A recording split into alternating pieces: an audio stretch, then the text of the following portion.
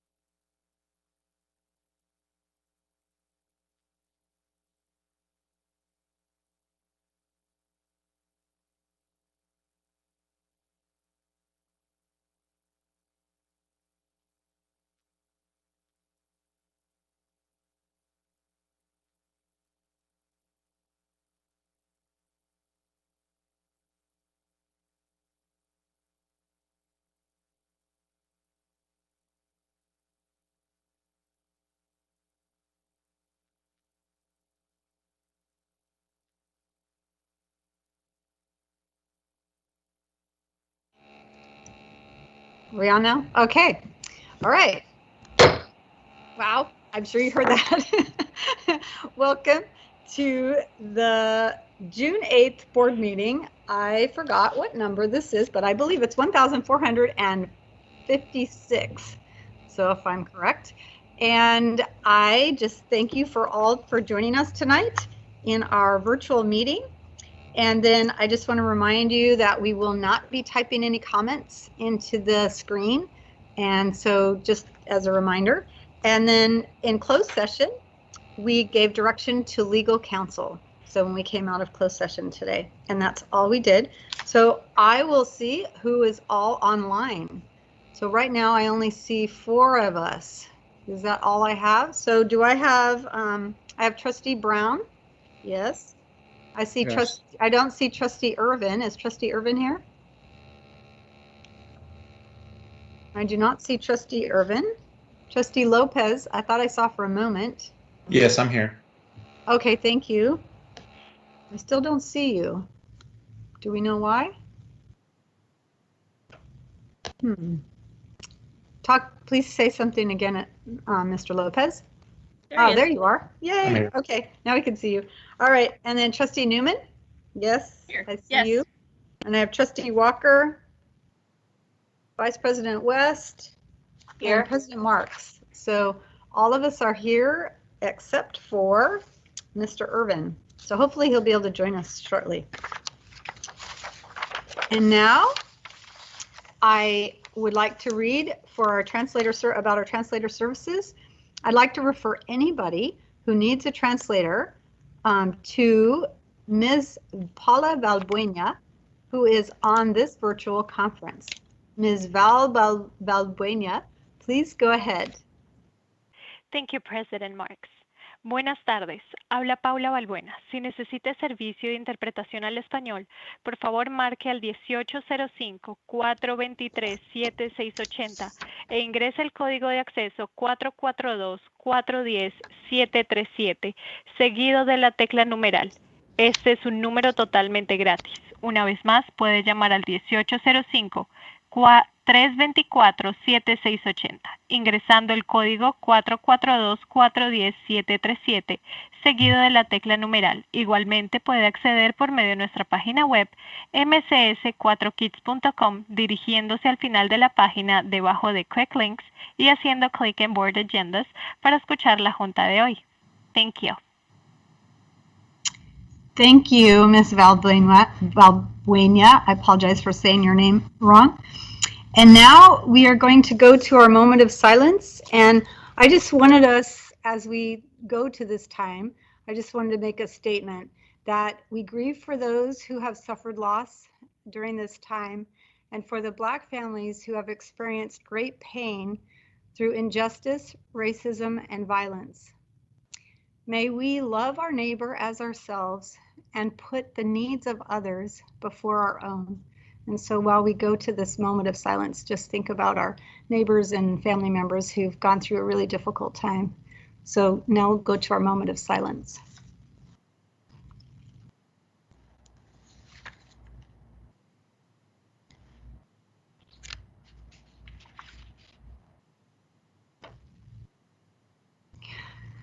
Okay, thank you. Good evening, everyone. This open session meeting of the Board of Trustees is being live streamed at the direction of the board. The live stream is available on the district's website, and the recordings will be available for viewing the day after the board meeting. Modesto City School board meetings are closed to the public to follow state guidelines on social distancing until further notice. This action was taken in response to the Governor's Executive Order N2520 and Resolution 19/20-17 delegating authority to take necessary action to protect students and staff from the spread of coronavirus, that's also known as COVID-19, adopted by Modesto City Schools on March 18th. Regarding public comment, Modesto City Schools has provided an opportunity for public to provide comment. It is outlined on the agenda. The public has been given an opportunity to call in and leave a voicemail or send us a comment via email address.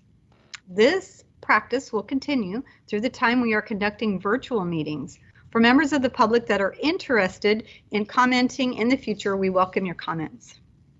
And now I will lead us in the Pledge of Allegiance. So we can rise. I pledge allegiance to the flag of the United States of America and to the republic for which it stands, one nation, under God, indivisible, with liberty and justice for all.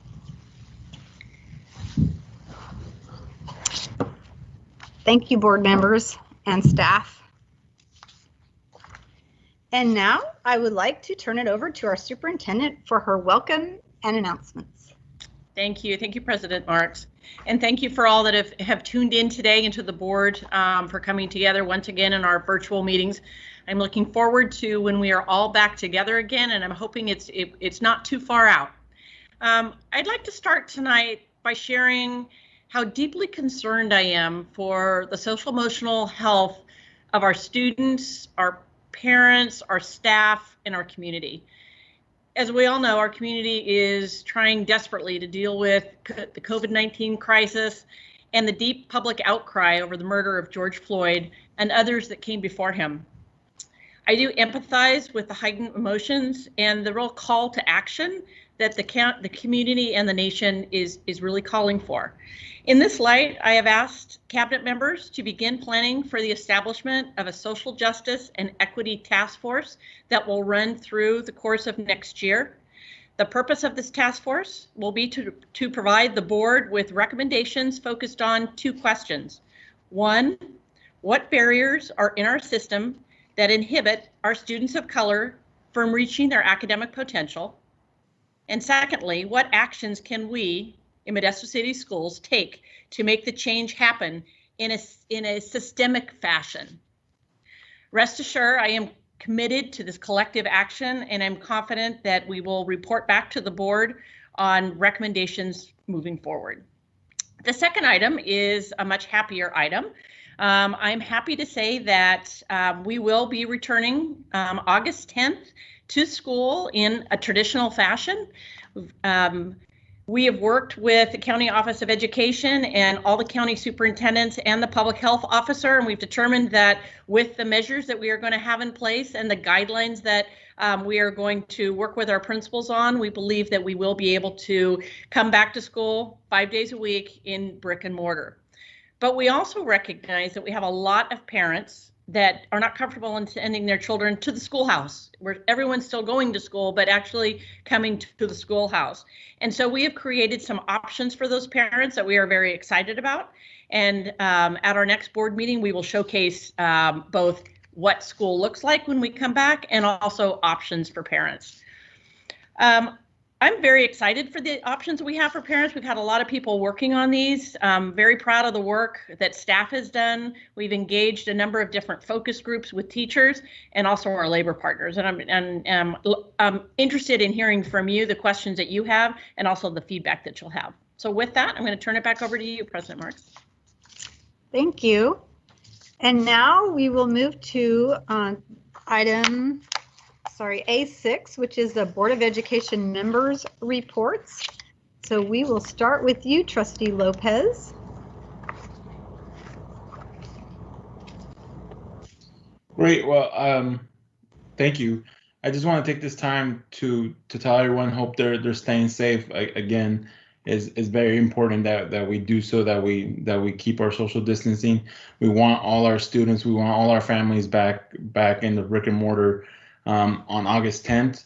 So to do so, we need to continue to do that work of staying healthy for ourselves, for our family, and for our community. And to folks, just want to thank for everyone for their passion, for their power in speaking up for injustice, to folks in Modesto, to folks throughout the Central Valley. Thank you. Thank you, Trustee Lopez. And now Vice President West. Thank you. I was just thinking about what a challenging spring we've had, and another challenging year next year awaits us. And so I'm excited, and I'm apprehensive, and I'm hopeful. I have to say, the graduations, the virtual graduations that we had, I thought were pretty amazing. The technical people that worked on that and put that together, I thought they did a wonderful job. What I really loved personally about it is I tuned in to watch the Johansson graduation, which was awesome. But I was also I had Johansson on my computer, and then on my phone, I was able to watch the Enoch's graduation. And the Enoch's graduation was special to me because these students who are seniors graduating, some of them were my students at Savage when I was a counselor there. So I got to see my students that I used to work with graduating, and so it was just awesome to be able to kind of watch both of those, which in a normal year, I can't go to both. So that was one, I think, good thing that happened out of this. Thank you. Thank you. That was good. Thank you. And now Trustee Newman. I went out to the protest that went down McHenry. I guess it was a little over 10 days ago, or 7 days ago, 8 days ago. And I just want to commend our students that I recognized out there, just for engaging in, it was largely a peaceful protest till late in the day. And those people, I'm sure, were none of our Modesto City School students. But I just want to commend, I recognize some of the students, and just for engaging in this important issue and in a meaningful way. And for plugging in. This is exciting. It's exciting to see young people get involved and get engaged in our community in a meaningful way. And they did this, some of these kids did this with the March for Our Lives, and some of the same students were involved in this. And so, our students are to be commended for behaving appropriately and for engaging in such a meaningful way. I'm really proud of them. And I'm really proud of all the students that I saw graduate. I watched a couple of the graduation videos, Gregory and Enoch's, and a little Modesto High. And I just think it's incredible. So congratulations to the class of 2020. All right. Thank you, Trustee Newman. Trustee Brown.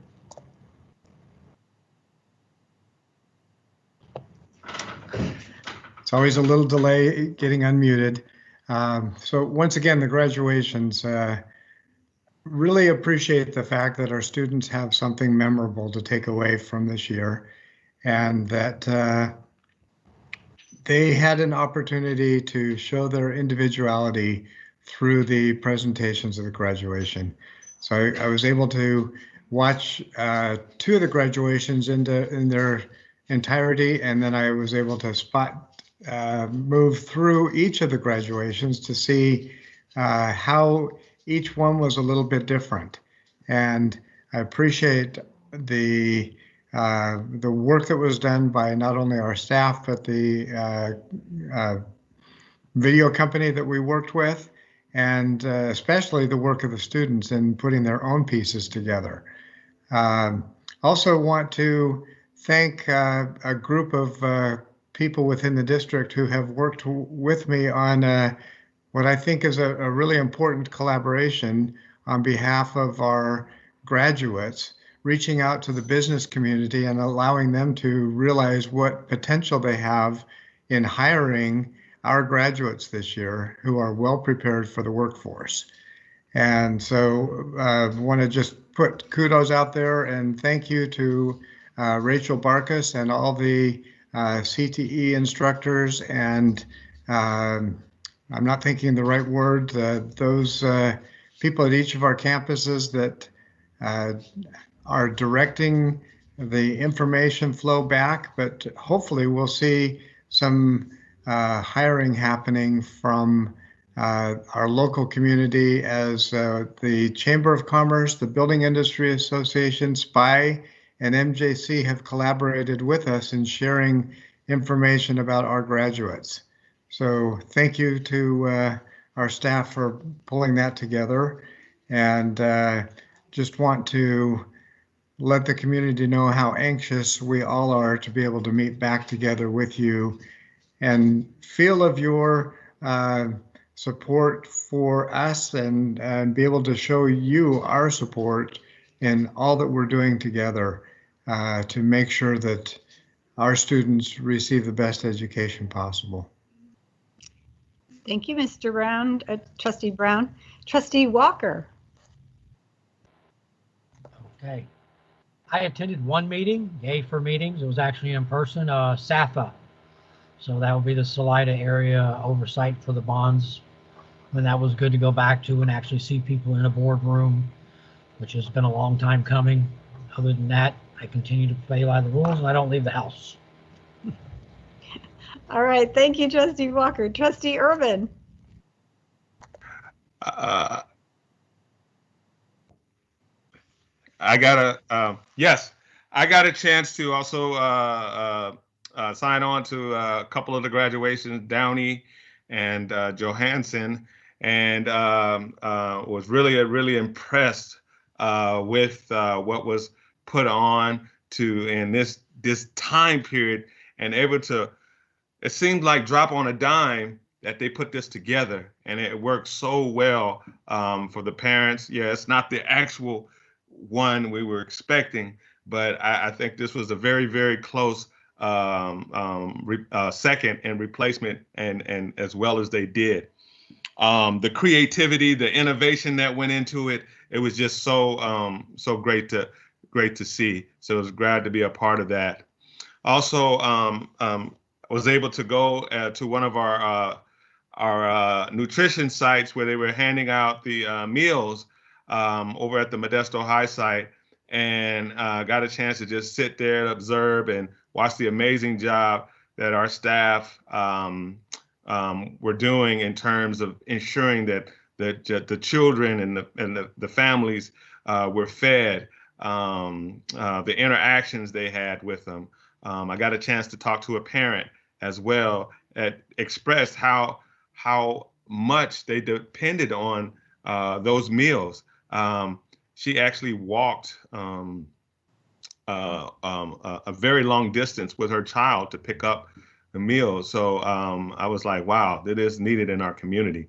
Then I drove by the one at Marshall Park and saw their operation as well. And they just replicate awesomeness at each site that I saw. So it was very good to see our staff and their interaction and the level of professionalism and coordination of how they operate that. And it just went so smoothly without any hiccups. So it was really a pleasure to get around to see that. And I'm getting around to, my plan is to visit all of the nutrition distribution sites that we have.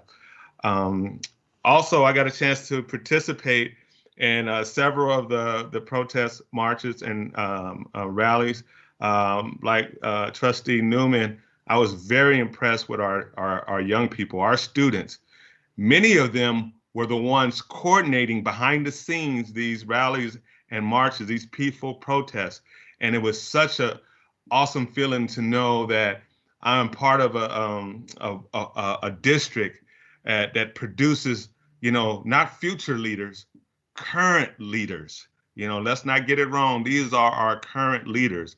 And to see them speak so eloquently and to get their message across and rally not only their peers, but us adults.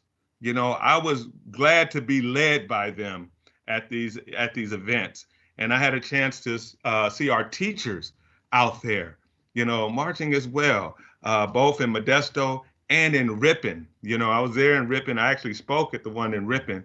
And to see our teachers who came up to me, and because their heart was into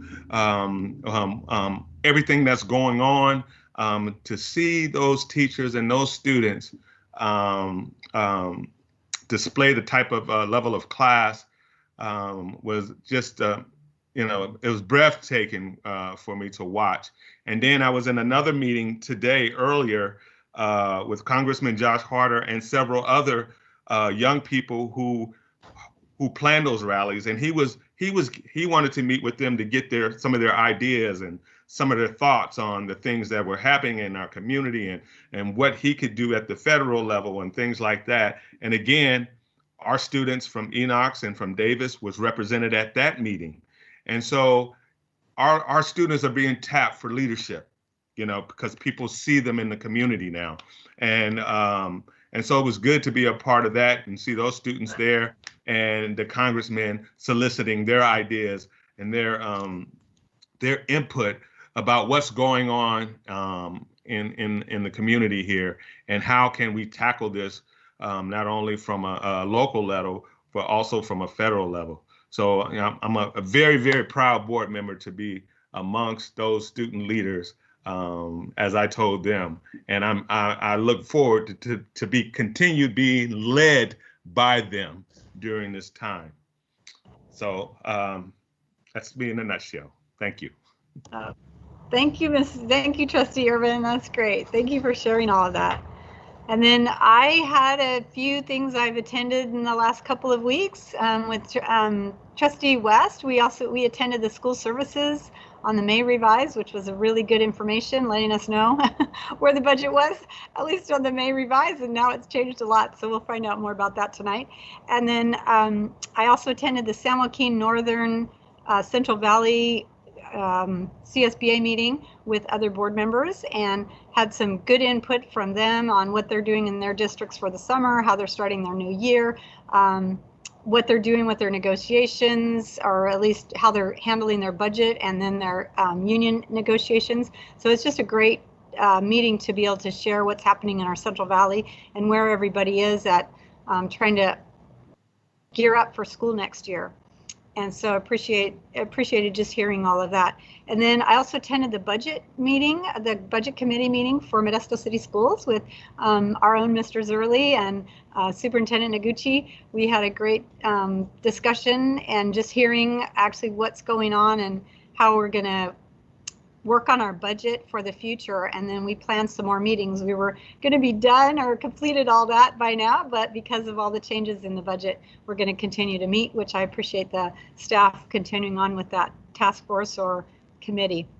And then I attended last Monday the Clergy Council. I was invited to attend, and Brad Godot also came to that as representative for our superintendent, Sarah Noguchi. And so we were able to be at the police headquarters in Modesto and stand outside, and it was just a really neat time of standing. Pastor Crosby, who organized it, Darius Crosby, he had us get in small groups and pray for one another in those small groups and different topics, and it was just a very special time, I have to say, and you probably saw it in the paper, but it was just I appreciated the leadership of Pastor Crosby and then a police chief, and the sheriff was there, mayor, some city council members, and district attorney was there as well. So a lot of people came together just to say, we want to support the Black community in what's happening, and we want to pray for you. So that was very special. So I thank them for being a part of that. And now we'll move on to item A7, the approval of the consent agenda. And before I go to that, I will ask the superintendent, are there any comments from the public on the consent agenda? Yes, there's one. Okay. So it is associated with D8, and it's from Nick Dongan. It says approval. So D8 is approval of service agreement between Modesto City Schools and the Modesto Police Department for the 2020-2021 school year. The question is, why are police being hired to patrol Downey, Johansson, and MJC football powder puff games and events, but not Gregory? So I've asked Mr. Godot to reach out to this this person and provide some information. Okay, thank you. Thank you for sharing that. And now I will entertain a motion for approval of the consent agenda. President Marks, I just needed to remind you that I need to be removed, recuse myself from E3, 5, and 6, which is the collaboration agreements with Brandman University, because I teach there. Thank you. I had that on one of my notes, but didn't transfer it onto this one. So thank you for reminding me of that. All right. So, pardon, is someone talking? Oh, I'm getting a little bit of a delay. So, can you hear me? Oh, Ms. Irvin, did you raise your hand to make a motion? But we need to exclude Charlene from this.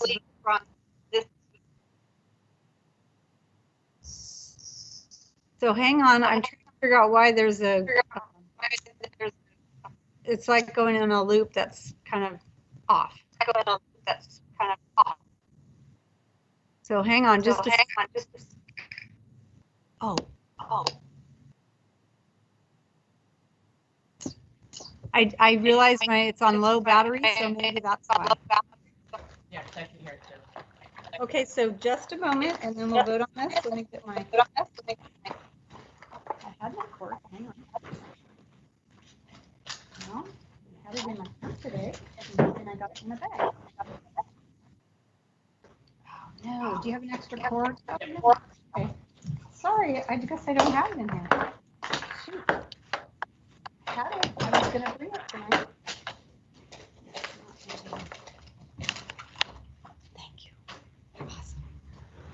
Okay, now let's go back.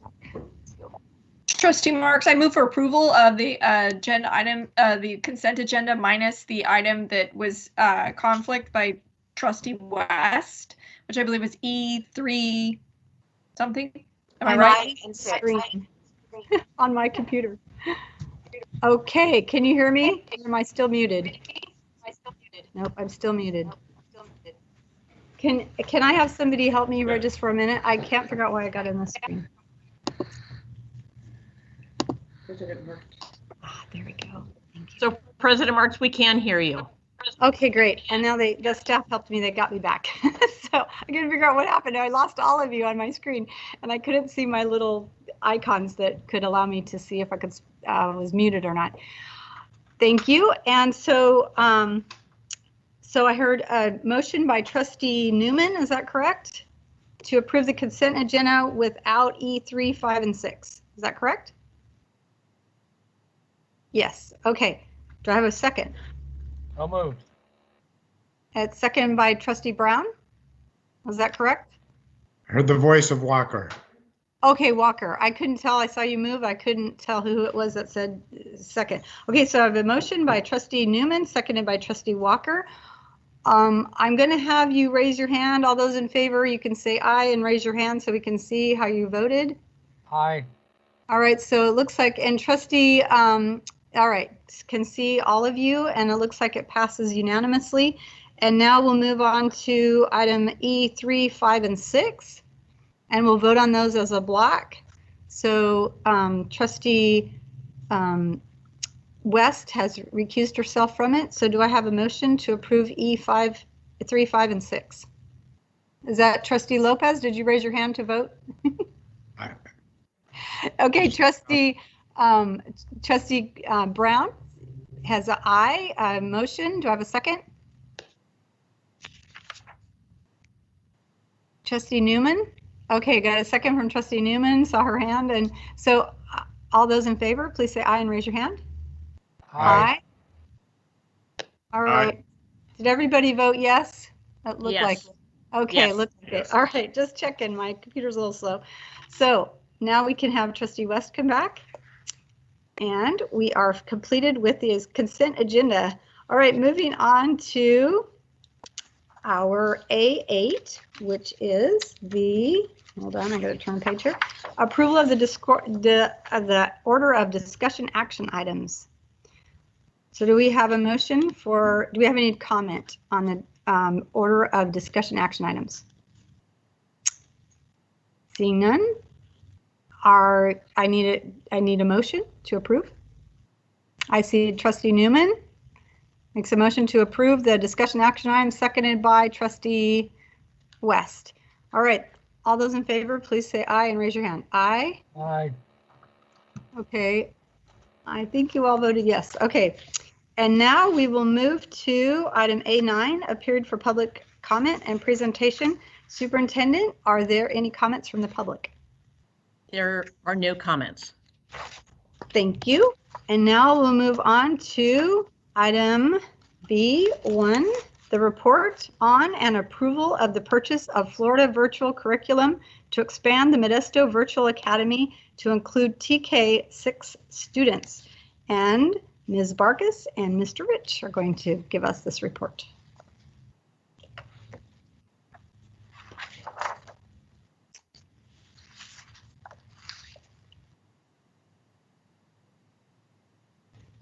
See, can you hear me? Now we can, yes. Yes, you can. Okay, before it was just lips talking.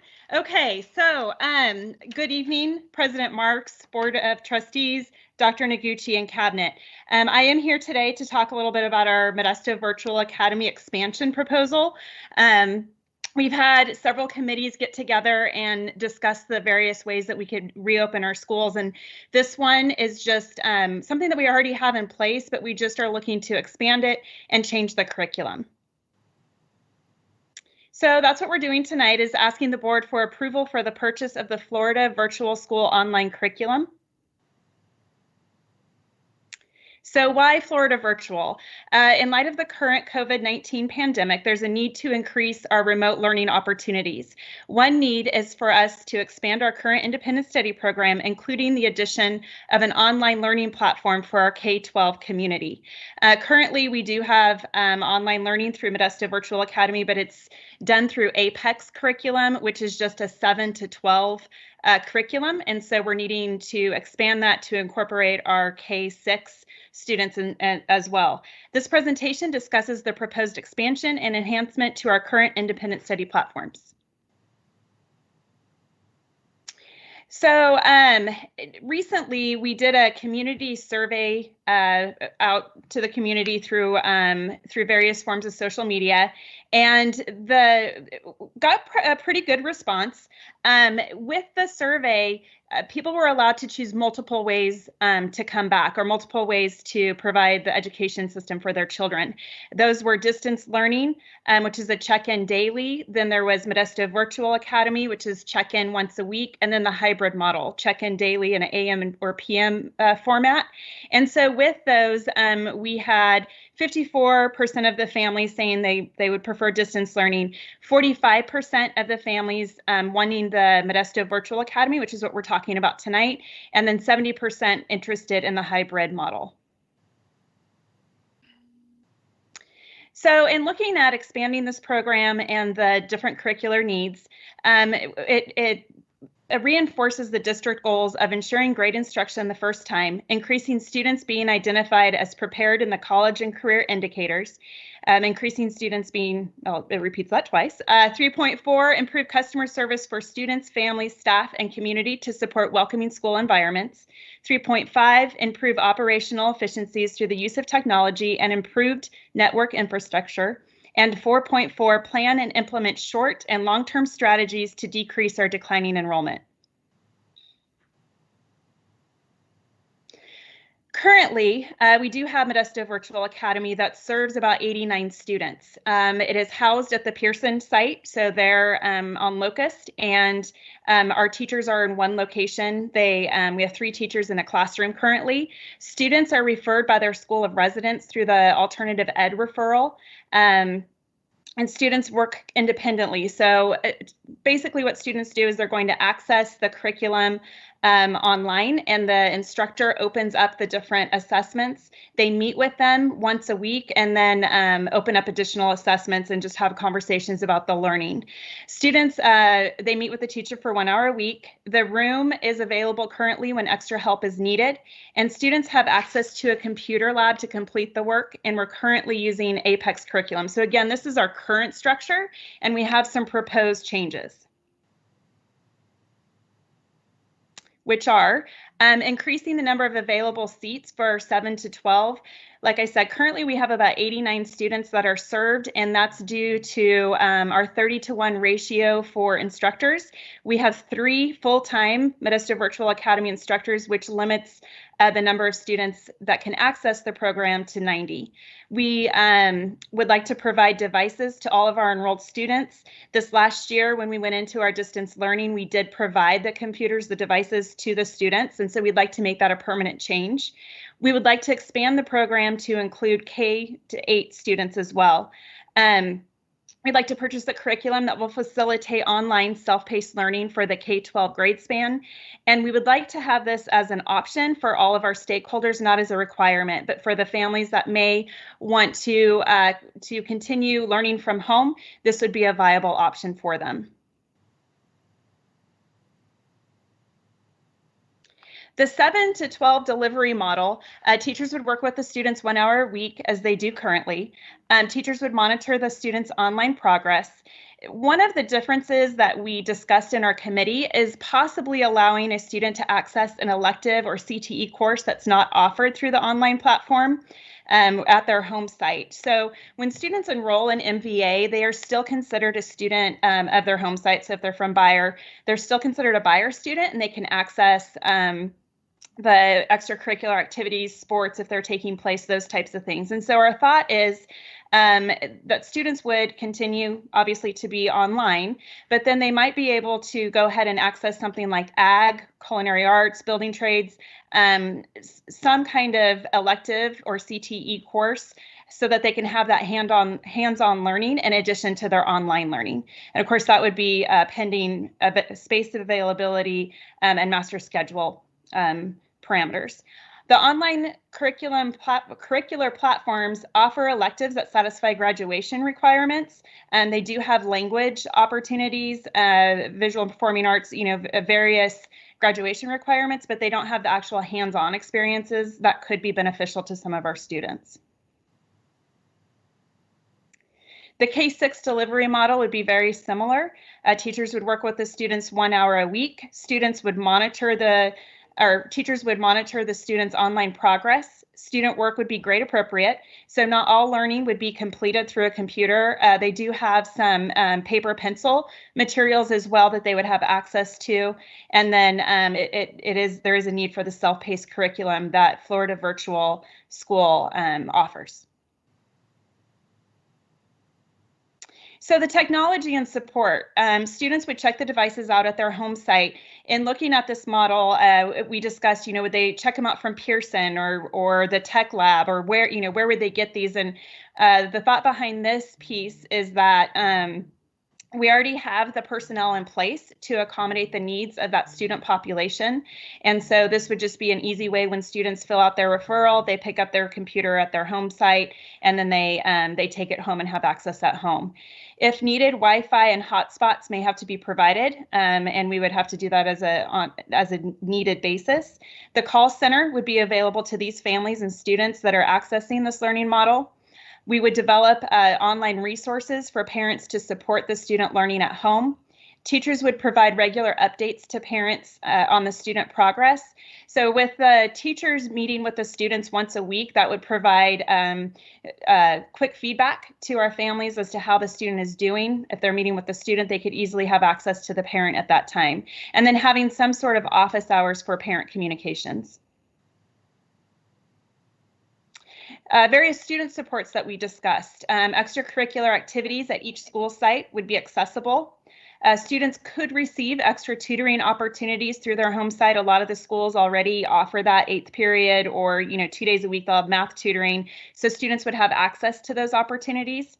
It is recommended that students have access to a specific learning center or content-specific teachers to support the struggling students. So if they don't access those tutoring opportunities, we may need to put them in touch with a content-specific teacher for added support. Student assistance specialists at each school site would be available to the students for the social emotional support, and then students would be put on an independent study contract. And now for the curriculum, I'm going to turn it over to Mr. Mike Rich.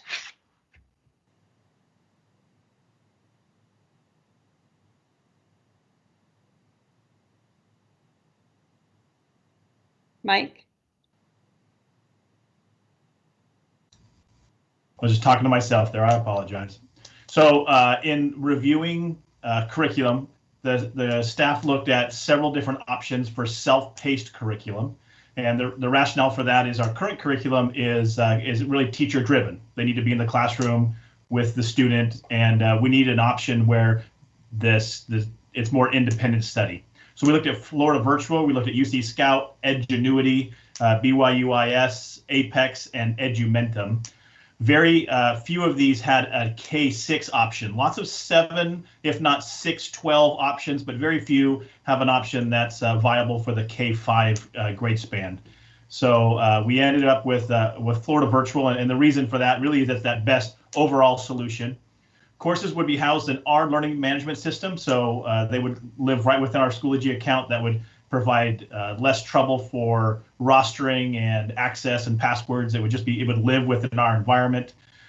We could offer these courses for credit recovery, so this would replace our current Apex contract. There are several options for AP course offerings, which is a really important part of this plan, which we currently do not have in place. They are WASC accredited courses. This is an important step for our 9-12 sites for their accreditation moving as the kids move into post-secondary education. They are, the grand majority of them are UC, or sometimes we'll say A through G approved courses. And these courses are actually the current courses that our Stanislaus County Office of Education uses through all of their school systems. So it's a known quantity here locally. There's several purchasing models for this. They do offer a per student enrollment. So an example of the sample quote they gave us, if we had 500 students, it cost about $94,000 a year for access to all courses. There's no limit on the number of courses an individual student can take. And then all the way up to, if we wanted it for every single student in the district, the quote's right around $450,000 per year. Our current contract with Apex, which is just 712, we have about 3,200 licenses, is about $200,000. So this contract could replace the Apex contract. And then there's been quite a bit of work with Russ's team, and I know he's got a report coming up later in a future board meeting where he's discussed the amount that he's been able to save and negotiate on other ends, that we feel like this might be a kind of a cost neutral benefit there. Enrollment implications, we need to be, the superintendent mentioned, we need to be able to provide options to our current families. This does provide a possible enrollment from neighboring districts. That's not necessarily the reason we're doing it, but we might get some of those families that have left for other districts that are interested in particularly the K5 area for a home PACE course that we might regain some of that. And then it provides an option for those students that traditionally have attended PACE. So PACE currently has 400 of our students roughly, and this is the same curriculum they would use, so that we would be able to provide that opportunity to them. And then we feel like once this is approved, we can really work with the community to get a marketing campaign out to make sure that parents and families know this is a viable option for them. Our recommendation is that we purchase the Florida Virtual School curriculum and then move forward with the expansion of MVA. And at this time, we'd be happy to take any questions you may have. Okay, any questions from board members? You have an ability to raise your hand on the little icon thing too. Okay, Trustee Newman, and then Trustee Lopez, and then Trustee Irvin. That's who I see. And I do have a question also, Cindy. Okay, all right. I'll get you on the list. Okay. All Go right, ahead, thank Trustee you. Newman. Thank you, Mr. Rich, and thank you, Ms. Barkas, for the report. I'm excited about this. I'm excited about the expansion of the virtual curriculum. Just usually when we pick curriculum, we reach out to parents. This is kind of an unusual circumstance because the parents who would be picking this for their child would be picking, would be engaged with this anyway. So have we done any outreach or had this available for parent review? We have not at this time had this available for parent review. Okay, All right. so we'll go on to Trustee Lopez. Yeah, you talked about a per student pay, and we got the quote for all students, but what is the minimum, or what is there a minimum cap or students that we need to have on the program, or is there a minimum pay that is allocated? There's no minimum from the regards of what we purchase from Florida Virtual, but as our license goes up, the quantity of licenses go up, the discount that we get per student, it goes up as well. The discount goes up. So it costs less per student the more students we have on the program. That's why you see if every student in the district, 30,000 kids, it's definitely not proportionate to the 500 kids, 100,000. Great, thank you. Okay, thank you, Trustee Lopez. Trustee Irvin? Yes, one of my questions I was going to ask was the same as Trustee Newman, and got the answer on that one. The other question I had was in terms of the elementary, and particularly the K1, 2, 3. What does that look like? I know what Apex looks like for the 7, 12 in terms of the curriculum. What does that look like? What would that look like for those primary year students there in terms of engagement and and instruction on those? Yeah, that's a great question. So these are kind of modular by design. They have simply worded learning targets for the kids with vocabulary and literacy support that kind of rolls through the curriculum. They have rich media kind of interactive pieces. They have pre and post tests. They have some real world scenarios and challenges for the kids, scaffolded instruction. And really it's unique to this program that they use kind of some reoccurring characters through the subject to kind of help lead the kids through the path, if you will.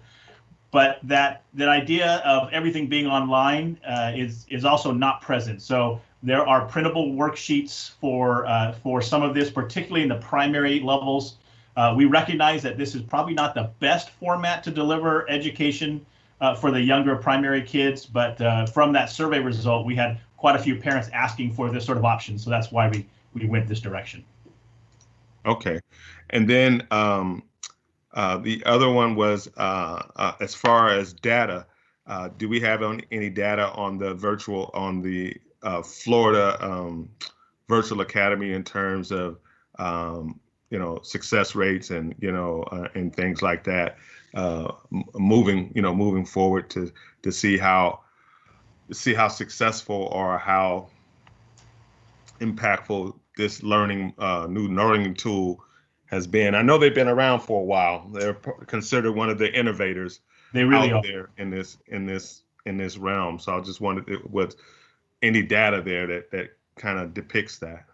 Yeah, you hit it right on the head there. They really are one of the innovators. They've been around quite some time.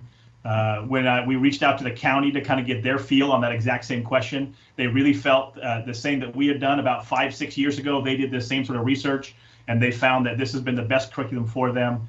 And then Florida Virtual School, it's actually a school in Florida. It's sponsored by the state of Florida. So they have a school board just like we do, and they've got curriculum that they develop. So it's not necessarily a for-profit company. It's a school district in Florida that happens to have the curriculum that others use. So it is definitely one of the most widely used and respected curriculums. Okay, and then last question. So I know you mentioned the 400 students we have lost to the PACE curriculum. So when our students complete, say high school complete, where is their diploma? Is their diploma tied to their home school, or is it tied to the Florida Virtual Academy? You know, in that respect, because I say that because that could be in the marketing plan that they're getting their diploma, high school diploma, not from PACE now. They're going to be able to show that they graduated from Modesto, Ohio, Johansson, Gregory, or whether they're homeschooled. That's where I was getting at with that. Right. So speaking to that, since that's alternative ed, that's the beauty of this. And same with G230 is that while they are learning in a different environment, they are still getting that diploma from that high school. So that would also possibly keep those 400 students going to PACE in our school district and in our enrollment. So just all the way around, it's a win-win situation. Okay. Thank you. I thought that was good. Thanks. An excellent report. Thank you. Thank you. On to Trustee Brown, and then West, and then Trustee Walker. Trustee Brown? Yes, I have two questions. One is, this is a Florida-based curriculum. How does that meet California standards? So they've worked really hard to make sure they're A through G approved and have met those standards. They recognize that this is a market for them. So that is something that they have done. So there might be some small adjustments here and there, but in general, they have met the standards. Okay, and a second question. We're currently using Apex for our 7 to 12 students. Do we have any ongoing obligation with Apex? Will we be walking away from any money that we've already spent if we don't use them? That's a great question, and the answer is no. Our contract is up for renewal at the beginning of the new school year, and we would just not negotiate that contract. Thank you. Thank you, Trustee Brown. Now, Trustee West. Thank you. I just wanted to clarify the teaching staff, since this is going to be different. You had mentioned that right now we have a limit of about 90 students because we have 3 full-time teachers. So the Florida Virtual Academy, will that be taught or monitored by our staff or by their staff? So I'll just make a clarification, and then I'll send it over to Rachel. We're just using their curriculum. Mm-hmm. That's all we're taking from them, and we're loading it into our system. So that's all we're taking from them. Sorry, go ahead, Rachel. No, that's exactly right. So it would be our staff that's monitoring our students. We're interested to see how many are going to be actually committed to this, and then we'll determine the staff needs. And we're working on an MOU right now to just identify and outlay what that looks like. Okay, thank you. Mm-hmm. Thank you. Great questions, you all. These are in just a lot of thought. And now, Trustee Walker. The only question I have is when you talk about loading up the curriculum, their curriculum, how does that balance out with what we've done? And I'll be specific to the fact that we're using new math in K through 6. We have new math 9 through 12. It's taken years to get there. Is that now off the shelf because we're using something that the county is doing or Florida is using? So in terms of the high school level, we would still offer algebra, geometry, algebra 2. We would still have that same course sequence. And then at the K6 level, we would still offer, first grade math, second grade math, third grade math. The SWAN model that we adopted for K6 is pretty heavy on the teacher part of it.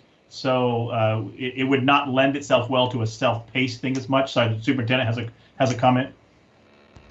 So it's kind of the cart before the horse. Really what you need to see is the presentation for June 22nd, but we needed to be able to get this moving because we need to figure out the professional development needs for the summer for the teachers as we pivot from Apex to this new curriculum.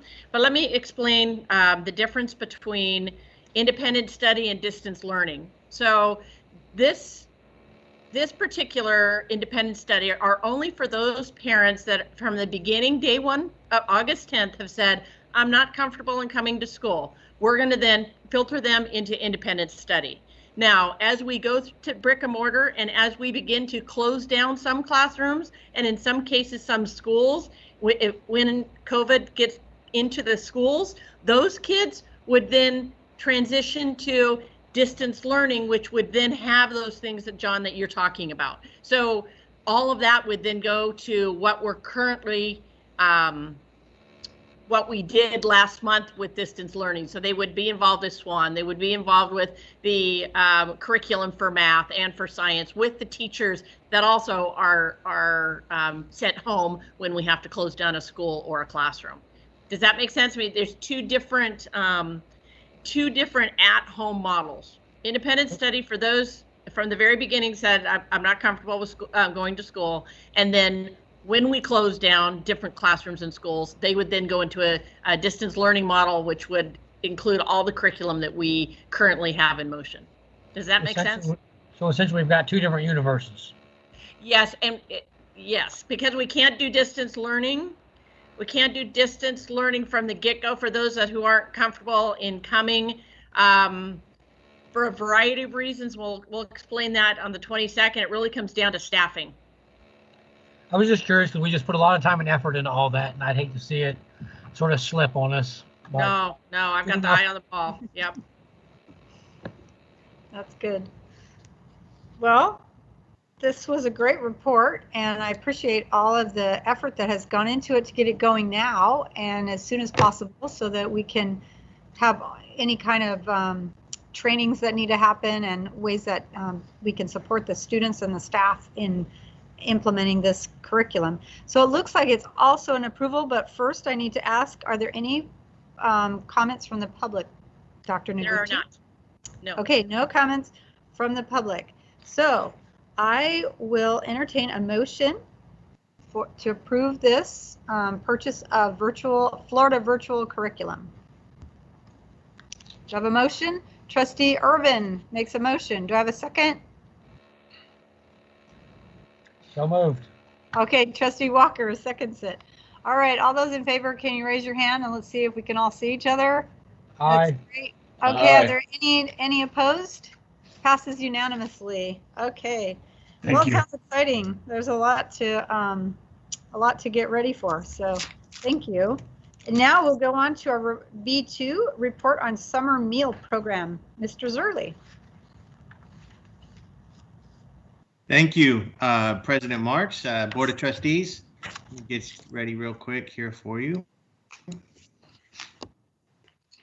And I just want to thank Trustee Irvin for the comments earlier he made about our summer meal program and what he witnessed as he went out and not only watched what was going on, but talked to people and heard their story. So I just want to I want to use a word he said, and I think he said awesomeness is the way he described what he saw. And I would like to say, you see my name on here, but really this is about the awesomeness of Senior Director Chris Atwell and his team for all they have done in support of our community, in support of our families once the shutdown happened and on into the summer months. So I'm pleased to give the board an update as to our plans for the summer regarding the summer meal program. We'll talk about the need for the program and then the meal locations that we plan to operate out of and additional information for our families. And so this year's different for many reasons. COVID-19 has caused us to change many of our operations. And one of those is our drive-through meal programs. in place of our traditional summer feed program that has been done in the park settings. And so we're very excited to do this through August, and it promotes safety of families and staff while also ensuring nutritious meals are provided. And just want to focus your attention on the last bullet point there. During the school closure through May 29th, we served approximately 600,000 meals to our community and our families. So very excited about that, and I'm very excited to continue that throughout the summer. And as previously, again, mentioned by Trustee Irvin, for most of our families, these are essential meals that they receive, breakfast and lunch. It is, even when school is not in session, it's important that our families receive proper nutrition, and we are excited to continue providing the nutrition throughout our community at 15 locations throughout our district. It's open to anyone 18 years and under. We do allow walk-ups, people to walk up and get their meals. It's going to be both breakfast and lunch, and this will run, it started June 1st and will run through July 31st. Again, as previously mentioned, that is subject to change. Things are changing constantly around us, but that is based on a school start date in August, but that we'll modify that if we're required to modify that. Here's our 11 o'clock a.m. meal locations. You'll notice one change. Orville Wright has been moved to Oregon Park based on public works going on, sidewalk improvement near Orville Wright. So we moved that location to Oregon Park. The rest of the locations have stayed the same. The 12 p.m. meal locations, one change here is Mark Twain Junior High School. That has been moved from Franklin. It's much easier in and out at Mark Twain than it was at Franklin, and we were able to provide more meals in a quicker time by moving it to Mark Twain rather than when we were doing it at Franklin Elementary School. The 1 p.m. meal locations are listed here. And then information for our families. As always, please visit our website for any information or updates to what you just saw. Or also they can call the Nutrition Services Department. The number is listed here on the screen. It is also on the website for more information.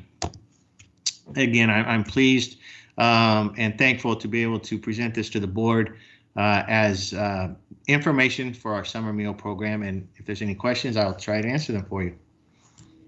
All right, so we're ready. I see Trustee Brown and Lopez and someone else, but I can't see who it is. Oh, and hold on. Okay, so I have Trustee Brown, Trustee Lopez, I see Trustee West, and then I have one more that I don't know who asked for the question. Oh, Trustee Newman. Okay. All right, thank you. It just says +3, so I can't tell who the other ones were that raised their hand if your screen didn't come up with it on there. Okay, so we'll go on to Trustee Brown, your questions. Yes, Mr. Zerli, we recently went through and saw the facility for food service. And I'm curious if any of the food that is provided in those meals is actually prepared at our site, or are we using prepackaged food?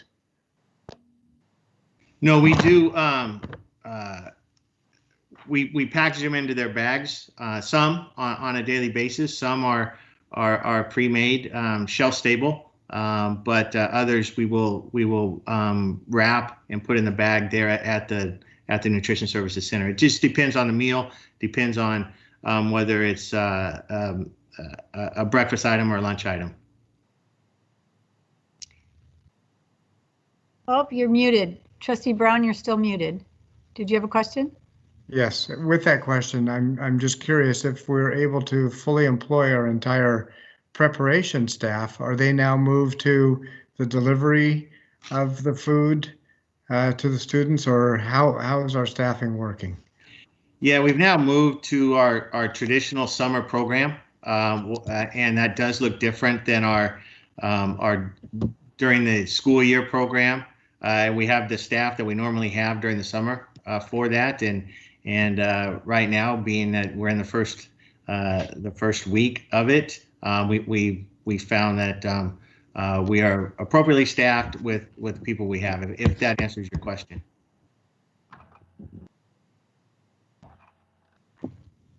Okay, Trustee Brown, we cannot hear you or see you, so. Did it answer your question? Yes. Okay. All right, we are moving on to Trustee Lopez. Yeah, hi, Tim. Just real quick, during a regular summer feeding program, about how many sites do we have? I need to give, I probably we have 15 locations. I would say it's 7 to 8 in the parks, city parks. But I'll get back to you on that and the board for an exact number. Great. No, I just want to commend the work that yourself, Mr. Adwell, is doing, and just relay some of the information. Like Trustee Irvin said, a lot of the folks that I spoke with are really appreciative of the food that they're getting, and they're essential to their well-being. And so that more than, along with distance learning, has been crucial to our kids. So on behalf of those people I've spoken to and myself, thank you very much for all your work. And I'm glad to see that we're extending it to meet that August 10th start back time to start back at school. Thank you. Thank you, too. Trustee West? Ms. Deserley, I apologize if you've already answered this question. I was dropped from the meeting, so I had to leave and come back. So I might have missed something, but compared with our last year's summer numbers, how are we looking this year? I don't know after the first week. I'll get that for the board and provide you an update in comparison to last year. I'll make sure we do that in board communication. And, Trustee Lopez and Irvin have mentioned witnessing the drive-throughs, which I also do often as I drive by La Loma Junior High School. I've seen the food handout, and one day I had my young grandchildren with me who are students of the district, and they wanted to go sample the food. So they actually got to sample the food, and I was really impressed with not only the nutritional value and healthy aspects of these lunches, but also the kids loved them. They were really tasty. So I also want to commend everyone who's working on this. Thank you for sharing. Trustee Newman.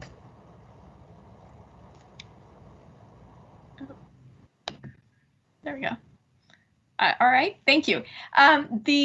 Just a quick question on our past summer program was not every day, right?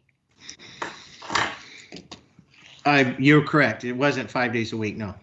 Okay, so what we're talking about doing now from June 1st to July 31st is every day. Correct. Okay, that's a big difference. I just wanted to make sure I was understanding that and highlighting that. So we're not only doing it at more sites, because I remember that we would just do it at very limited sites across the district, but this is more sites than we usually do, right? Correct. Yes. So we're doing it more sites and we're doing it daily. And when you say we're serving both breakfast and lunch, so we have one time for pickup, and so the breakfast is for the next day? That is correct. Okay.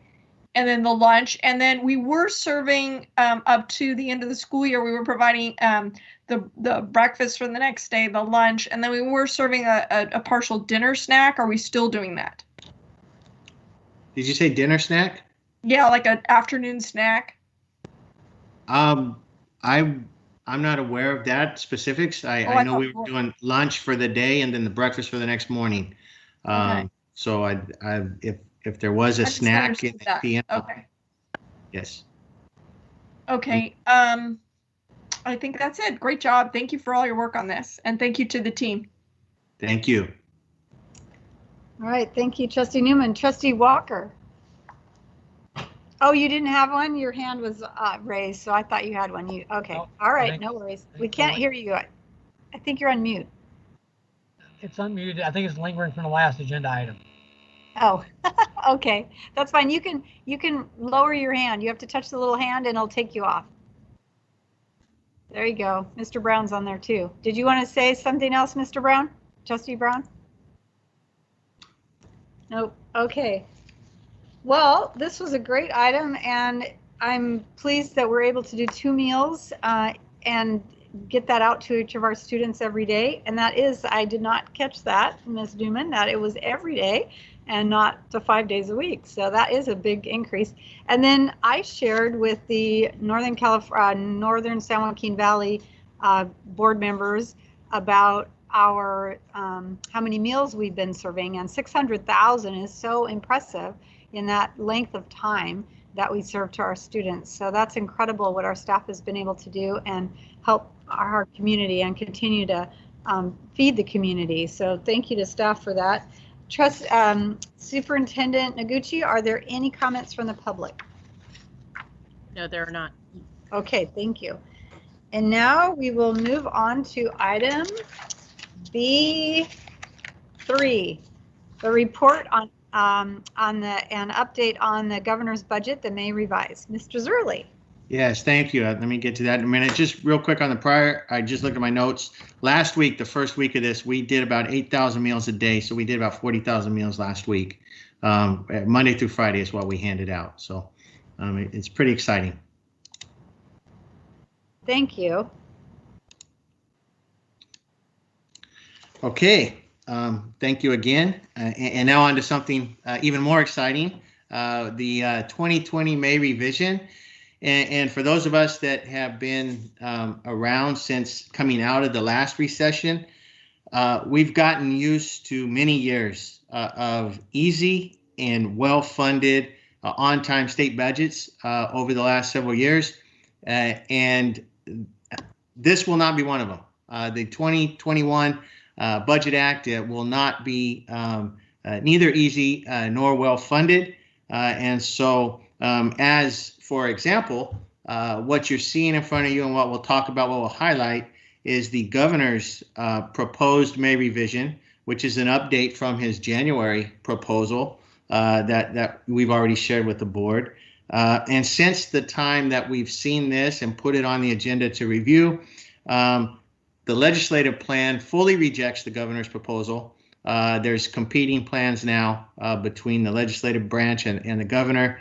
And so what you see here may end up being some of it implemented, or it may end up being totally different. And as we go through this, I'll try to talk about highlights and then what the legislative plan is different from the governor's May revision. What you will know, and back to my comment about this being different and not an easy year, normally this meeting would have 2 public hearings on it, one for the budget and one for the LCAP.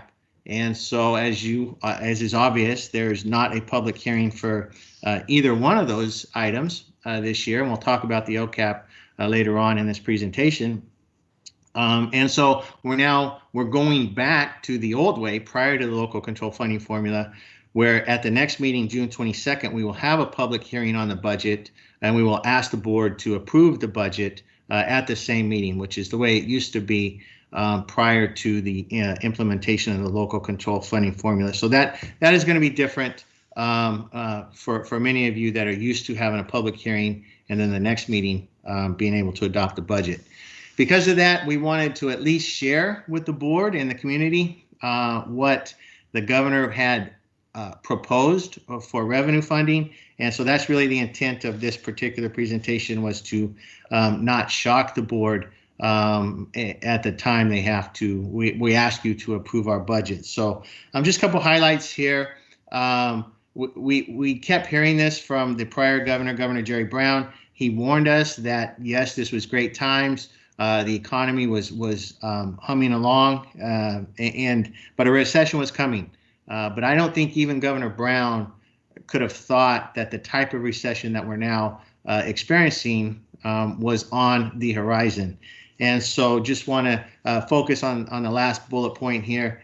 And really, we still don't know what the actual economic effects of this will be. It could be months, it could be years. But we have to adopt a budget. The state has to adopt a budget by June 15th. And so it's built on a certain set of assumptions on how quickly we will come out of this recession or how much farther we will fall into this recession. And really one of the big things that is weighing on this budget is the fact that our income tax receipts have been extended from April 15th to July 15th as a result of COVID-19. So if you look at the two bars for 18, the two bars for 19, we'll focus on 19, and you'll see that 31% of our tax receipts were received between April 1 and April 30th that year, compared to 7.6% for this year. So many Californians are taking advantage of the fact that they do not and did not have to pay their tax bill as of April 15th. It has been delayed to July 15th. And so there is a significant decline in personal income tax revenues. And so the challenge for Sacramento is to determine, okay, how much of that is going to be collected by July 15th. And so that is reflected here in the governor's May revision proposal. And you can see that the governor is proposing or has proposed a $41 billion loss in revenue just from January. So when we heard the governor's proposal in January to now, it's down a little over $40 billion. We do know, and we were excited that the state had a rainy day fund, or what was referred to as a budget stabilization account, and it had $16.2 billion as of the governor's January proposal. And then you can see here that the governor's May revision proposes to draw down all $16.2 billion over 3 years. Proposition 2 requires that it can't all be drawn in the first year, and so that's why it's only $7.8 billion is what the governor is proposing to use out of this budget stabilization account to help balance the budget. We've been used to budgets being adopted on time. They've been easy. We haven't had to worry about a revised budget for many years. At least under the Governor Brown administration, but we expect to see one this year. So we do believe that they will meet their constitutional deadline of June 15th. But because of the issues you see on the screen, we do expect a revision to the budget later on in the summer when more information becomes available. And then this is just a chart of Proposition 98 funding. The green bar represents funding as the governor's January budget, and then the red bar represents funding under the May revision. So if you look in the 2021 year, back in January, you can see we were expecting $84 billion of Proposition 98 funding, which is now being reduced under the governor's May revision to just a little over $70 billion. Big change in a matter of just a few months. Again, this talks about withdrawing dollars from the budget stabilization account. Of those funds that you saw earlier, only $524 million of those funds are available for K-14 education. Back in the recession days, we knew we got to deal with what was called a deficit, or even times they would refer to it as the UNCOLA. And this is quite unique here in that the governor, even the governor's May revision, proposes a 2.31% statutory cost of living adjustment, but that is suspended. The COLA is taken away in the 2021 year under the governor's proposal. One difference between the governor's proposal, a major difference in the governor's proposal and the legislative proposal, is the legislative proposal is fully fund the 2.13% statutory cost of living adjustment with no reductions. And then on the right, you'll see in the governor's proposal other areas outside of the local control funding formula that also have the 2.31% statutory COLA suspended. Obviously, we're concerned about special education, the impact of preschool and child nutrition on those areas. This is the return of probably a chart many of you saw before if you were on the board or if you were in education during the last economic recession. The state of California likes to use what's called cash deferrals to implement state level budget cuts. What this does for the state's books is it shows a cut in 1 year, but it's not really a cut. All they're doing is deferring the money they owe us from one fiscal year to the next. It's an IOU, so to speak, of what they owe us. They're not cutting us these dollars. They're just saying, and for instance, the two bags on the left, this June, this month, the governor is proposing to defer $1.9 billion of cash payments to school districts to July. So it seems harmless. It's a 1 month deferral, so we're not getting the dollars in June, we're getting them in July. But for many districts, that's a challenge. They have June payroll that they have to meet. We're fortunate in that through some good leadership decisions, our reserves are strong enough that we can handle this delay in funding 1 month from June to July, but many districts can't. And then you'll notice that the governor is also proposing for next fiscal year an additional $5.3 billion to be deferred in April, May, and June, possibly to July of 2021. So that's a bigger concern for many districts, but it does give districts time to put cash borrowing in place to account for that. This is a way for the state of California to push the burden onto us. They're able to simply say, we're not going to pay you these dollars from 1 year to the next. And it's up to school districts to determine whether they have enough reserves to get through that or if they're going to have to borrow cash in order to meet their cash flow needs. This is just showing what the governor has proposed. You can see our base grants for the current year on the far left per grade span, the impact of a 2.31% COLA, and then a 10% reduction. So you'll hear a lot about a 10% reduction, but it's not a 10% reduction because they're adding the 2.3.1% COLA. The net effect of the 10% is 7.92% reduction, and you'll see those noted in orange by grade level in the middle of the screen. And then what happens is they take those adjusted base grants and then we get added on for our grade span adjustments for kindergarten through third grade to keep class sizes below 24 to 1, and then our CTE add-on at the 9-12 level. So as the base grant gets lowered, these add-ons are obviously lowered because they're a percentage of the base grant, which is the same for our supplemental grant and concentration grant dollars. These are a factor of the base grant. So as the base grant gets lowered, the dollars we have for supplemental concentration grant funds is lowered as well. In addition to base grant, supplemental concentration grants, these following add-ons are, and the two that impact us are targeted instructional improvement grants and home to school transportation. So these are add-ons to the local control funding formula. They are not given the 2.31% COLA adjustment, so they get the full 10% reduction, anything you see listed on this slide. So for us, I thought this was important to see. The top line is January of 2020. That's based on the governor's proposal. At that point in time, we were projecting $332 million of local control funding formula revenue.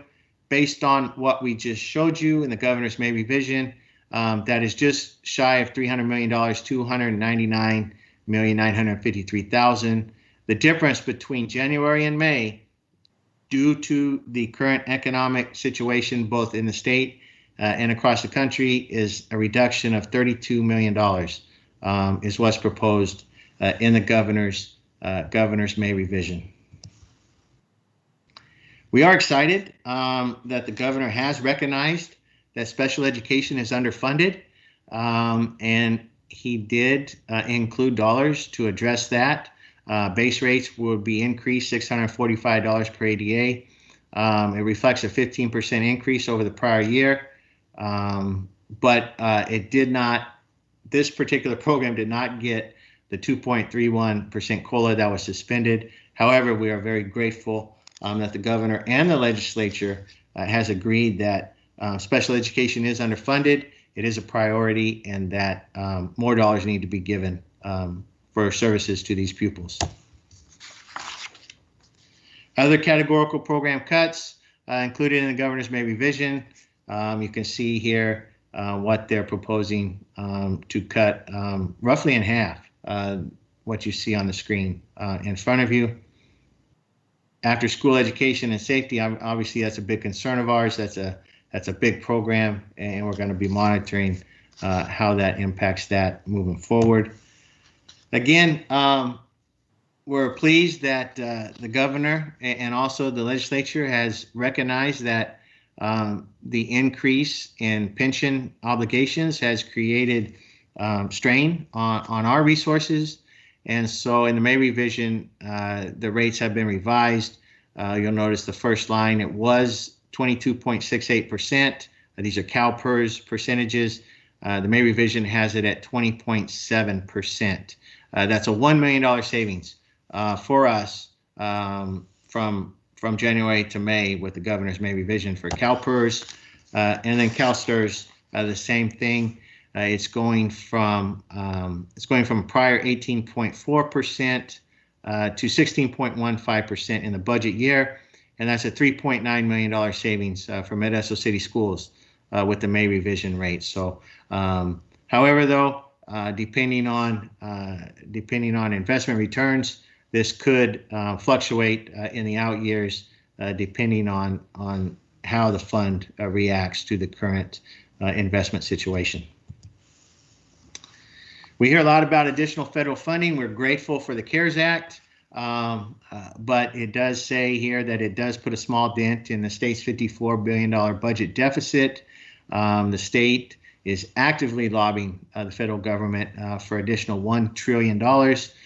We do know that the House Democrats put together the HEROES Act, but that has met some resistance from the White House administration and also Senate Majority Leader McConnell in giving states additional federal funding. So that remains to be seen as well.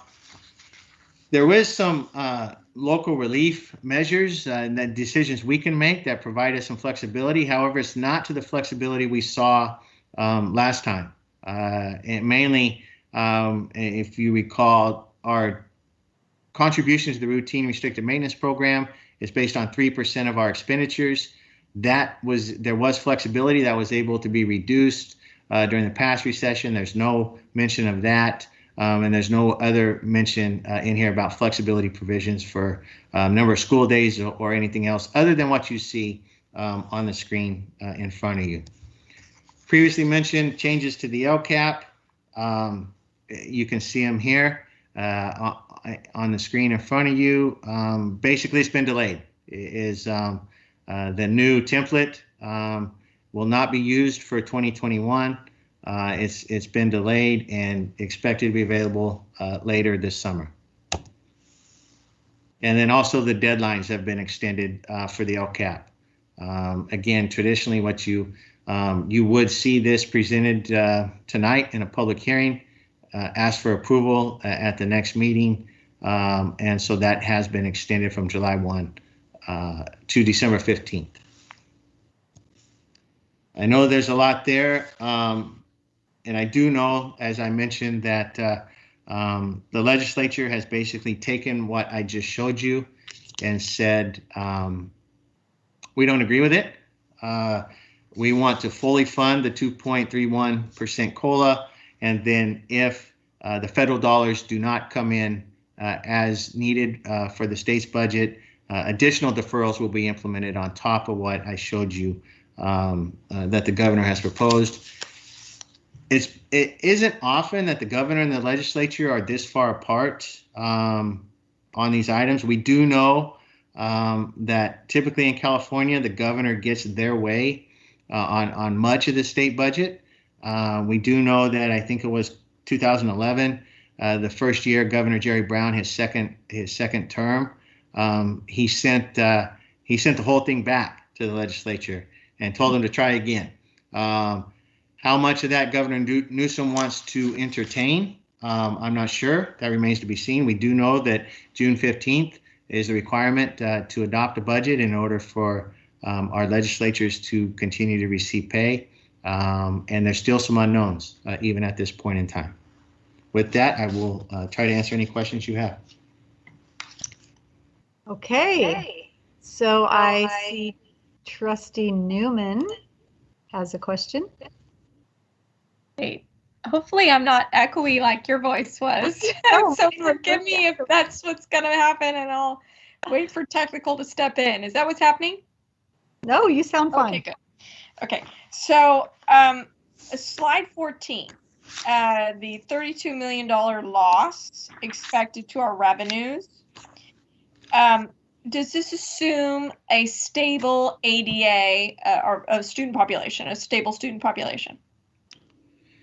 Yes, that assumes the hold harmless provision that we have currently for average daily attendance. So yes, that in that terms, that would be stable from the prior year. Okay, so if we have a decline in enrollment for next year, that number won't go up, or would that number go up for the 21-22 year? That number, we would see that reduction in the 21-22 year. Okay. Assuming that 2021 is a traditional year in which we can collect attendance and have numbers to go on. But yes, 21-22 would be the earliest. So the hit to our our revenues in terms of attendance or declining enrollment would hit us hardest in the 2021 school year. It is hardest in 21-22 school year. Yeah. Okay. Yes. I apologize if I wasn't clear on that. No, I just was clarifying. And then the LCAP. So the deadlines are extended. Well, the LCAP requires us to engage with the public. And so at this point, we'd be having a hearing on a regular LCAP, and we'd be going for approval and all of that. And so those deadlines have been extended. What about our obligation to engage with the public, to have meetings and that? What is the recommendation coming from the governor's office? That has been extended to December 15th, and obviously I think it's, and I don't know if anybody on the meeting from the educational side has more information on this than myself, maybe Brad Godot, but I think that hinges on how much we can interact with the public as well. Yeah. That's to be determined based on what our requirements are, I believe, as far as meeting goes. I see Brad has popped up. Yes, good evening. Yes, I met with Dr. Perez in state and federal last week. We reviewed where we're at with the LCAP and where we need to be going between now and December. And there's still a lot of unanswered questions that we're waiting for to come from the state. So we're really just kind of in a holding pattern until they roll out further guidance around the LCAP process between now and December. Okay, so normally we would be approving the LCAP for next year, so we won't be approving the LCAP for the 21-22 school year. Well, it's going to be the 2021 school year. We wouldn't be approving that until December, so we're halfway through with that school year. We'd be approving the LCAP. Yep. Okay. That's correct. I just want to understand the timing. Okay. So, all right. So we're okay. So we're going to go with what we've done previously on the LCAP. We're kind of in a holding pattern on the LCAP what we have had previously from August for starting the school year. We're in a holding pattern on the LCAP, pretty much. That is my understanding. Yes. That is correct. Okay, great. Thank you, guys. Thank you, Trustee Newman. I have Trustee Walker and then Trustee Irvin. I don't have as much of a question as a comment because there's too many unknowns here. It's too difficult to tell. It just really is. So my comment would go out to Assemblymember Gray and Member Flora. Stay on this, and if you're looking for money, please cut California high-speed rail. You got buckets of money over there, and they're not going to listen. But I think this is very unnerving, and the unknowns make it difficult. And I'm hoping the legislature prevails. Other than that, I've got nothing at this point. Okay, thank you, Trustee Walker. Trustee Irvin. Yeah, I have just asked a question. Mr. Zerley, know the rationale for the deep cuts for like CTE and ACEs, after school safety. And I'm just maybe reading between the lines is that they're probably thinking that a whole lot of students are probably not going to be in those courses like CTE because they're a hands-on type courses, and then ACEs after school, that there's probably going to be a significant drop of students coming to school as the rationale why they have such huge cuts to those particular programs. I don't know if there's any validity to that or not, but I'm just trying to see if you got any sense. I don't recall school services giving us any comments as to the reasons behind. I think the governor was trying to spread the reduction out across all programs, all levels, in order to try to be equitable in his reduction, if that makes sense. And probably in the negotiations world, that's just a starting point for him to do that and see where the pushback comes. But I didn't think about it in the light of what you said. In not having traditional normal school operations, maybe that has something to do. But the governor's intent was never shared with us, and I don't recall reading his message after this was released to answer that. Okay. All right. Thank you. All right, thank you. And then I had a question on, so we have on slide 14, the 32 million hit to our LCFF. And then the slide number 9 had the little bags of money, which was interesting. I liked your, here we go again at the top of that slide. Oh, that makes us all sad. But the deferrals on the bottom of the page about the $5.3 billion, that's going to be in that same year that we have that $32 million reduction. So is that correct? Am I reading that correctly? Okay. So that'll be a double hit in that springtime where March, April, May, June. Yes. Yeah. So what that means is whatever our reduction is, our entitlement is less $30 million. 3 months of what they owe us would be deferred into the next fiscal year. Otherwise, they would have to cut another $5 billion. They would actually have to cut $5 billion in order to make this work on their end for their books. So yeah, yes, it is a double hit. Yeah, we'd rather have deferrals than cuts. It's true. It's true.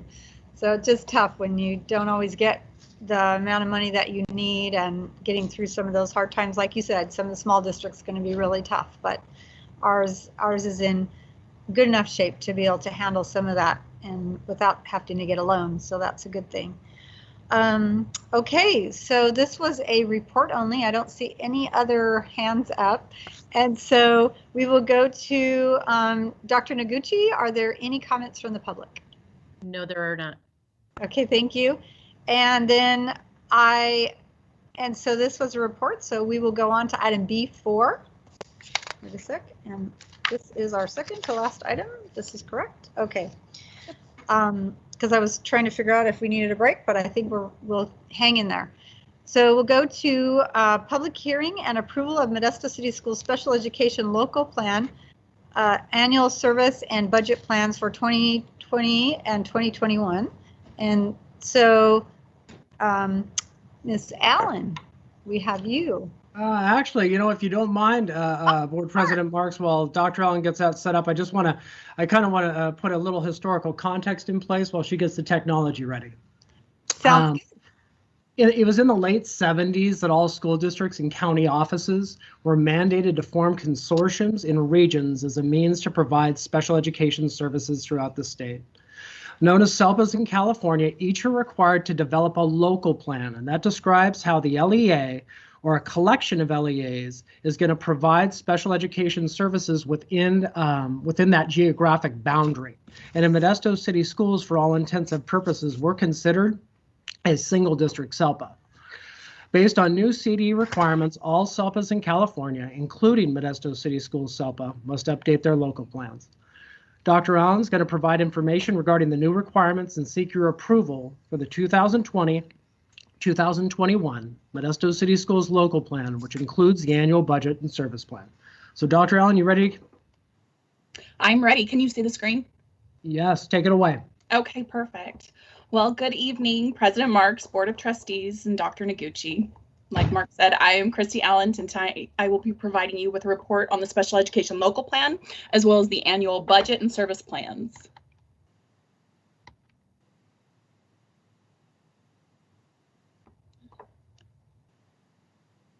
The purpose of this presentation is threefold. First, this report will provide the board with the background regarding the local plan and the annual budget and service plans.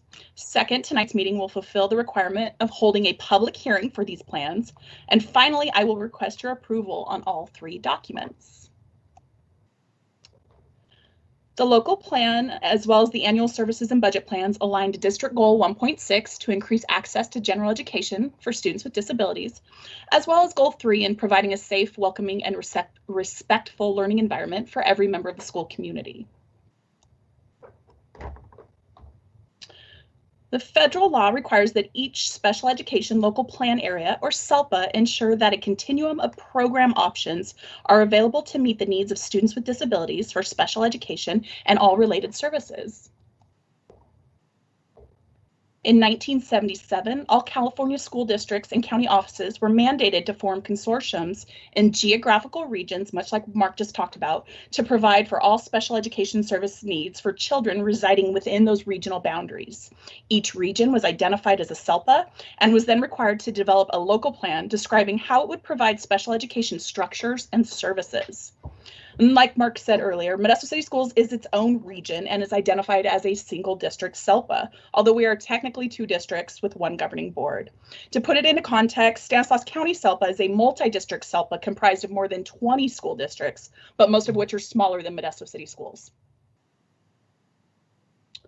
The local plan is required to be submitted to the California Department of Education for approval to ensure that Modesto City Schools SELPA meets the assurances of access to special education and related services and compliance to all federal and state requirements. Our current local plan was adopted in 2007 when the last CDE requirement was instituted. The plan also outlined the education code requirements, which contains three prongs: the local agreements, the governance and administration, and the annual plans that then require to include any interagency agreements that we have in place. Assembly Bill AB 1808 then added language to the Ed Code requiring the development of including the use of a formalized CDE document or template made up of 5 sections, as well as a section for the attachments. The state superintendent has established guidelines for the development and submission of these sections. The CDE has also postponed the submission of Section C, the Annual Assurances Support Plan, as they have yet to create the template for this section, but it will be required to be submitted by June 30th of 2021. As part of the review process, a committee was formed of special education administration, teachers, itinerant staff, general education administration teachers, and our community advisory committee chairperson, who is also the parent of a student who receives special education services. The committee reviewed existing board policies, the current local plan, and the sections of our special education handbook to ensure that they all met the requirements of the outline in law. If any of these documents didn't match, we made the appropriate adjustments, and then the committee had final approval of all of the sections of the local plan. After the local plan committee approved the plan, SELPA leadership, in conjunction with the community advisory committee chairperson, presented the local plan in draft version to the CAC that is made up of parents, staff, and community agencies, where they had 30 days to review the plan and make any recommendations for updates. We took the plan back in February, and at our March meeting, there were no requests for changes. So now that those processes are complete, we are presenting it this evening to the Board of Education and Dr. Noguchi with the request for approval. If approved, we will then proceed to requesting the county office superintendent's approval so that we can meet the June 30th CDE submission deadline. Because the CDE has changed the forms for the local plan, additionally now included is an added section of the local plan, which is the annual budget and services plans. As I know you are all familiar with these documents, they are every year each SELPA is required to submit to the CDE their annual budget and service plans that are adopted at a public hearing. These plans ensure that all students with disabilities within Modesto City Schools have access to services and instruction appropriate to meet their unique needs as determined by their individualized education program or their IEP. The budget plan identifies expected revenues and expenditures for the special education programs and specific goals and functions requested by the CDE. Revenues includes federal IDEA funding, state dollars, and our local property taxes. And like Mr. Zierle just talked about a little while ago. The annual services plan can be located on section D1 and consists of descriptions of services provided to students with disabilities based on state recognized codes, and is a snapshot that documents the physical location of services to a student as per our current data.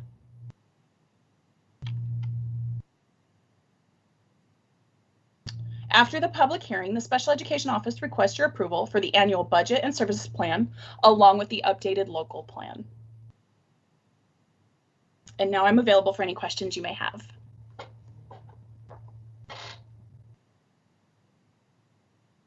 Good. All right, thank you. And now we can turn it back so we can see the other board members. And do I have any questions from any board members? There we go. I don't see any hands up. This was a great report, Dr. Allen. It's good to see you. Now I can see you. That's great. Okay, so I had a question. It has to do with the slide that had the submission from the committee, the advisory committee. I was just kind of wondering, you know, how many are on the committee and what organizations are on it? Or you said it was parents and staff members and then organizations. So I wanted to know a little bit. And then also my second question along with that was, did the COVID make it difficult to finalize that plan? Because I know it sounded like you said March. So it was right, I don't know which part of March, but we were heading into this. So just curious. Good question. So our committee was made up of myself, Christina Romero, who is the other SELPA director. Mark was able to be part of it, but obviously gets pulled in multiple ways. So there were times that he was not able to be there. We had both K-6 and 712 site administrators that were involved. We had general education teachers. At the 712 level, we had multiple SDC or special day classroom teachers, so special educators. We had some itinerant staff, so we had a school psychologist, we had a speech and language pathologist, we had, I'm trying to remember who, we had our CAC chair. Obviously, there has to be one parent representative and the CAC chairperson because they help provide the voice back to that committee. Mr. Palomar wanted to be heavily involved and was a great voice to have support our work. Oh, that's great. It sounds like a really good committee, and it sounds like a fairly large committee. I didn't expect it to be that large. It was. We wanted to make sure that we had everybody's voice involved because this is a document that drives everything that the SELPA does. So by having everybody involved in the input early on, it helped to make it more feasible to get it all done. As far as the CAC, our goal was to get it to them in February, and we were able to do that because we did require the 30 days, not knowing what was going on, but kind of having a feeling that COVID was coming, and to ensure that we could meet these June timelines, we were able to get it done early on. Good. So in talking about this committee, which sounds like lots of great minds together, what So now that COVID has changed how we educate, and especially our special ed students, so how has that impacted this plan at all? Have you had to revise it already, or any of those kinds of things? I didn't catch that in there, but I could have missed it. No, because COVID is really, this plan really drives the organization of the SELPA. So it talks about everybody's role. So the superintendent's role, our role as SELPA directors, our program managers who oversee and provide support to the sites, our community advisory committee, the role that they play, and the governances that oversee that. It's really more of the big picture item. So, and ensuring that we're providing a full continuum of services to our students. So it doesn't really drill down into how we provide distance learning or those pieces that are required that are very specific to a student and their IEP goals. But it's really just, like I said, it's that broad overarching, what does the SELPA do and how do we do it? Okay, yeah, because I know that it's during this time, educating our students is a big challenge because they were in a classroom, you're able to help them, work with them, and now you're trying to get their attention on a screen. And so really difficult, but I didn't know if while we do that, if it changed a lot of this or not, but it sounds like the plan is mostly overarching, but I'm hoping that as we move forward, we try to figure out how to adapt to this new environment that we're in for who knows how long, especially for our special ed students, which are our most vulnerable students. So to be able to figure out that, I think will be good, and maybe later on we can have a discussion about that. But absolutely, I would love it. Is good, yeah, because I am very, I just want to know how we're doing this because I do get questions from the public about educating our special ed students and how we're doing that. So. And it's very difficult at this time. I know there are a lot of families out there that are struggling, and so we absolutely are trying to ensure that we're providing every option that we can. Okay, good. So I believe I have to close the regular meeting and then open a public hearing. So I'm going to close the regular meeting and now open the meeting for a public hearing. And then I will ask if there are any comments on this item to our Superintendent Noguchi. There are not. Okay. And so, and I don't know how we do this public hearing. We can't meet, and so anyway, I guess that's all we have to do. So I will just let that go and believe that we have met the requirements to have that public hearing. And I guess I was supposed to do that before you did your comments. I apologize for that. So hopefully that's okay. So I just see that now, but I knew I had to do that. All right, so there's no comments. Is there any other comments or questions from the board? I don't see anybody's hand up. Oh, Mr. Walker. I just want to say great work and keep on trucking. Thank you. Yeah, it is. It is great. And I know it's a lot to do to put this together. So I appreciate that. All right. So I will close the public hearing and then we will vote. So the public hearing has been closed and now I ask for a motion. You got to reopen the regular meeting first. Oh, very good. Thank you very much, John. I will open the regular meeting. Otherwise, we're having a non-meeting. Okay, thank you so much, John. So I need a motion. Trustee Newman makes a motion. Trustee West makes a second. I saw her hand first, so thank you, John, anyway. And so all those in favor, please say aye and raise your hand. Aye. Aye. Any dissensions? Seeing none, passes unanimously. All right.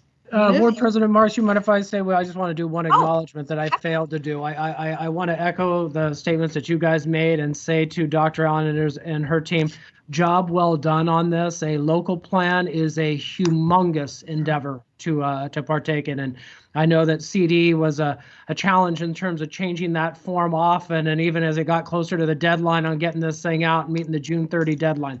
So definitely appreciative. And one last thing to your point, Board President Marks, regarding just the services out there in a distance learning environment. I know that office is working considerable hours to make sure that we're doing everything we can for, just like you said, that most vulnerable population. So just want to make sure that that's appreciated and recognized. So thank you. Yes, thank you. I know it is unique. I believe we're the only district in the county that has our own SELPA, and correct me if I'm wrong, but I remember when we did that many years ago, and that was a big deal to go to have our own SELPA. So I appreciate the staff and all the hard work that goes into that to make that happen in Modesto City Schools. All right, we are moving on to our next item, which I believe also has a hearing. So let's see if I can do it correctly this time. This is item B5, public hearing on Modesto City Schools core values for negotiations and Modesto City Schools and California School Employees Association, and it's chapter 007, initial proposals for the CSEA/Modesto City Schools collective bargaining agreement for 2019 through 2023 school years, and board action to close the hearing and vote to approve Modesto City Schools core values for negotiations and initial proposal, and vote to receive CSEA's initial proposal. And Mr. Henderson, this is your report. So I'm going to close the regular meeting, and then we will open a public hearing. Okay, we're open for a public hearing. All right, good evening, Board President Marks and trustees. Thank you for bearing with me on such a long title for an item. And now that you're warmed up on how to do the public hearing, here's another one. As you're aware, the district has been in negotiations with MTA, but not yet begun negotiations with CSEA. This item is the first step in beginning the negotiations process with CSEA. Prior to commencing with negotiations, Government Code does require a public hearing to provide an opportunity for public to become informed and express itself regarding proposals that we may be negotiating. So the request is to enter the public hearing, which you have just done, receive input, and then upon closing the public hearing, it's recommended that the board vote to, as you indicated, approve the district's core values for negotiations and the district's initial proposal, and vote to receive CSEA's initial proposal. And both of those proposals indicating the articles that each party intends to bring forward for negotiations are attached with the board item. Okay, thank you, Mr. Henderson. Yes, I think the title is almost longer than the document we have, so that explains it. Is there anyone with any questions on this? And Dr. Noguchi, are there any comments from the public on this? No. Okay, so now we will go to close the public hearing. And the public hearing has been closed, and we will open the regular meeting, and then we will vote. So so we are voting on, just so you're clear, we are voting to approve Modesto City Schools core values for negotiations and initial proposal. And then we're voting just to receive CSEA's initial proposal. So do I have a motion for that? So moved. Trustee Lopez, and then seconded by Trustee Walker. All those in favor, please raise your hand. Say aye. Aye. Any dissensions? Seeing none. Great to see all of you. I see all of you there. So I don't see hear any dissensions. So motion passes unanimously. And now we will ask for items to be placed on any future board agenda items. Is there anyone wishing to place an item? Do we have to vote to accept? We voted to receive it. We voted to receive it. So we did accept it if we received it. I didn't know if there were two votes, one for the core values and one to accept. I was just curious. No, I think it's all in one motion. Enough. Is this true, Mr. Henderson? The way I heard you frame it was correct. You were voting, the motion was to approve the core values in the district's initial proposal and to receive CSEA's initial proposal. That's what I heard. Good enough. Thank you, but any clarification is always good. So I'm happy for that. Yep. And now moving on to the items to be placed on future board agendas. Are there any items? Seeing none, I will entertain a motion to close the meeting for tonight. So I see Mr. Walker, seconded by Trustee myself. All right, Trustee West. And so I will, and all those in favor, please say aye. Aye. Aye. All of us, and meeting is adjourned. So thank you, everyone. I'll see you next meeting that we have. Take care.